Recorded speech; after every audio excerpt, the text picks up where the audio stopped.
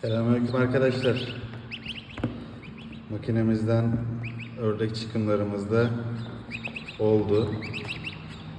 Şu an için 10 tane pompon ördek yavrumuz, 4 tane de kaz yavrumuz var. Ben konuşuyorum diye bana bakıp şey yapıyorlar. Maşallahınızı esirgemeyin. Güzel bir çıkım oldu diyebiliriz.